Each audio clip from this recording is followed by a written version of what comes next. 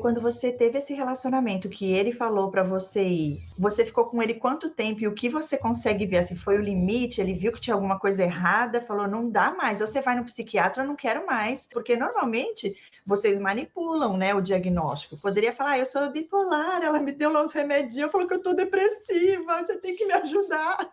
E era exatamente isso que eu fazia. Jura? Ah, então você não contou Sim, pra quando ele, né? Lógico que você não contou nunca, pra nunca. Não, quando ele me conheceu, sempre a história que eu falava era que eu fui diagnosticada como bipolar e que eu tinha depressão, né? Que eu tinha depressão, mesmo que não era nada compatível, mas eu tinha, né? Então ele acreditava que eu tinha, totalmente. Assim, quando eu conheci ele, eu fiquei com ele cerca de 1 ano, a gente foi morar no exterior juntos. E aí todos os comportamentos que eu tinha, eu falava que era por causa da depressão. E ele acreditava que realmente era por causa disso. Porque eu era bipolar e tinha depressão.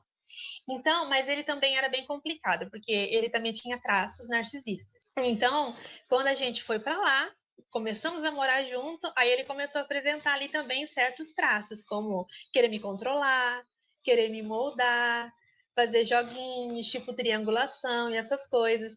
E aí, obviamente, eu percebi tudo que ele estava fazendo e eu espelhava tudo que ele fazia de volta para ele.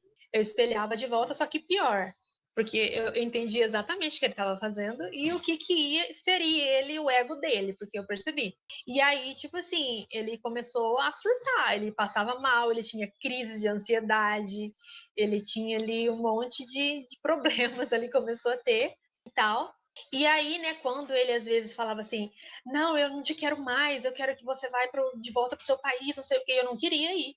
Então eu ia lá e falava, não, eu vou mudar, desculpa, eu vou mudar, eu prometo para você que eu vou mudar, eu prometo, não é por causa da minha depressão, não sei o que, você sabe e tal. Tipo assim, se eu quiser intimidar alguém, eu posso ali ameaçar você, por exemplo, eu ameaçava ele, mas era algo assim que eu usava só em certas ocasiões, quando eu queria intimidar a pessoa. E aí foi quando ele começou a falar para mim, não, eu quero que você vá a um psiquiatra e tal, senão eu vou te mandar de volta pro seu país. E eu não queria, obviamente. Foi aí que eu aceitei aí no psiquiatra. Aí você teve o diagnóstico, voltou para casa e guardou para você e falou só o que para ele? Você falou o que que era ou não?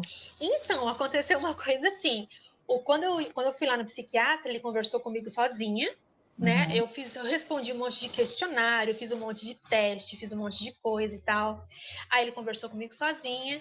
E aí depois ele chamou o meu parceiro também, em particular, para conversar, né, com ele. E aí tá, eu não sei o que eles falaram e tal, mas depois o meu parceiro contou para mim, que eu não sei se é verdade, que o psiquiatra falou para ele assim: se livra dela, manda embora esse livro.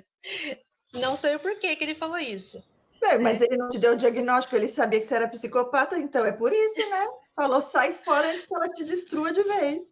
Mas, tipo assim, entendeu? Eu falei, mas gente, como assim um psiquiatra fala uma coisa dessa? Mas, tipo assim, o meu parceiro meio que ele tava ali já meio que dependente do relacionamento. Então, mesmo que ele tivesse percebendo certas coisas, ele não conseguia terminar. Então, toda vez que ele me ameaçava de me mandar pro meu país, de terminar, eu sabia que era mentira. Eu Entendi. sempre soube que era mentira, porque eu percebi, entendeu? Então ele tava ali só ameaçando por ameaçar. Então, Um exemplo desse relacionamento, você falou que ele vinha, fazia tipo uma projeção, alguma coisa, você fazia pior. Você consegue lembrar, só para eu entender a cena? por exemplo, assim, ó, ele ia lá e triangulava comigo, por exemplo.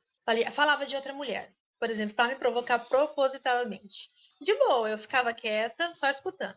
No outro dia, ou horas depois, dependendo, eu ia lá no meu celular, abria uma conversa minha com outro homem, deixava lá para ele ver. E ele ia lá, pegava meu celular e via. E aí ele surtava. Meu Deus, você tá falando com outro, não sei o que, não sei. Aí ele dá o chilique dele, né? E eu ficava só observando.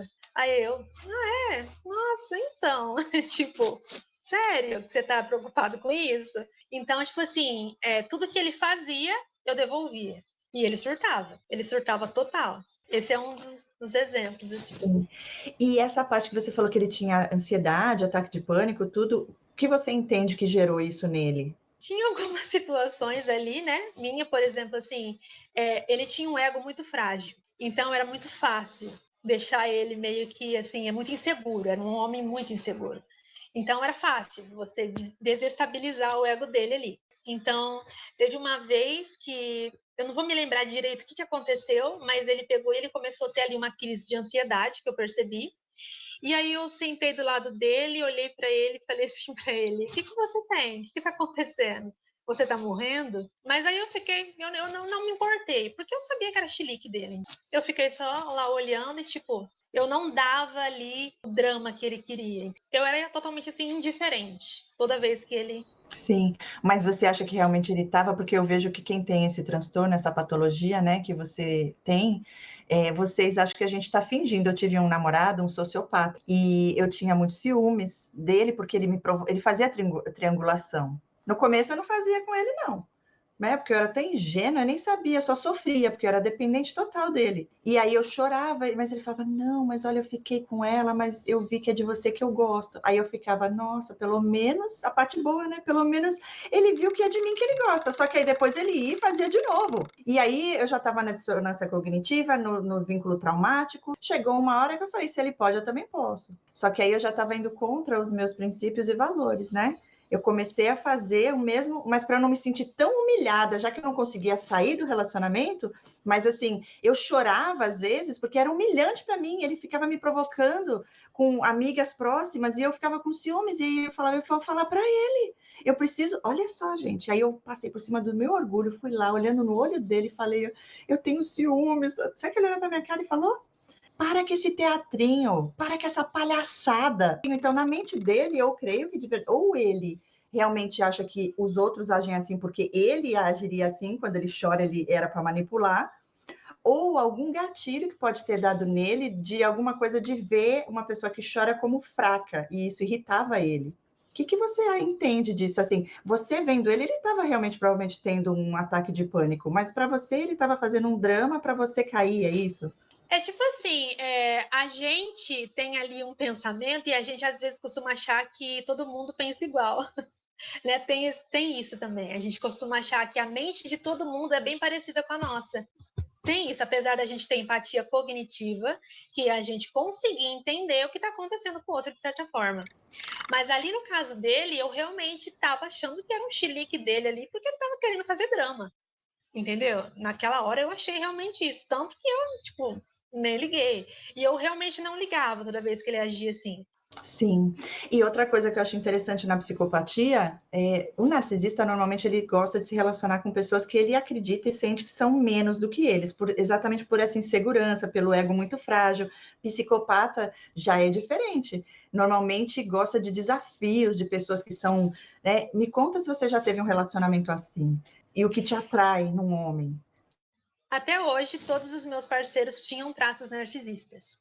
Eu sempre atraio narcisista, sempre, sempre. O que eu escolho, porque é assim, quando eu vou escolher alguém, eu faço ali uma seleção.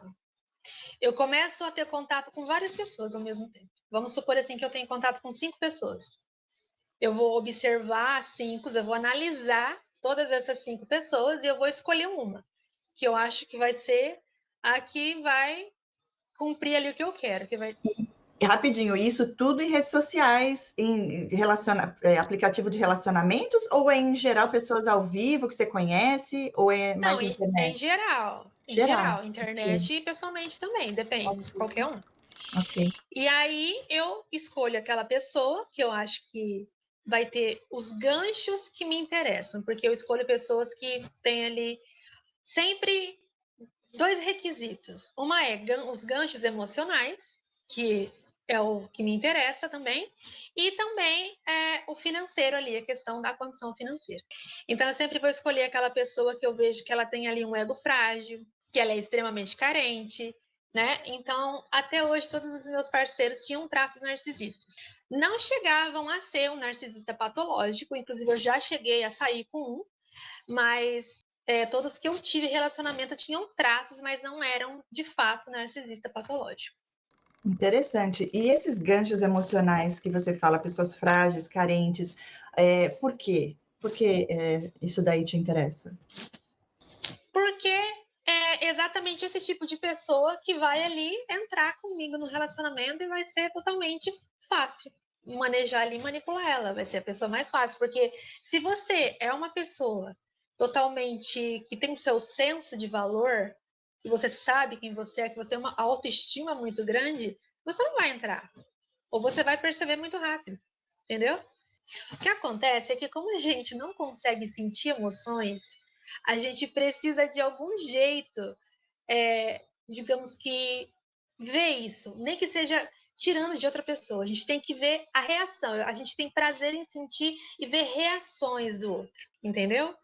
Então, como a gente não consegue sentir, a gente tem meio que essa necessidade, E aí, quando entendeu? você vê a reação do outro, o que que te faz sentir? Você sente algo? Claro, prazer.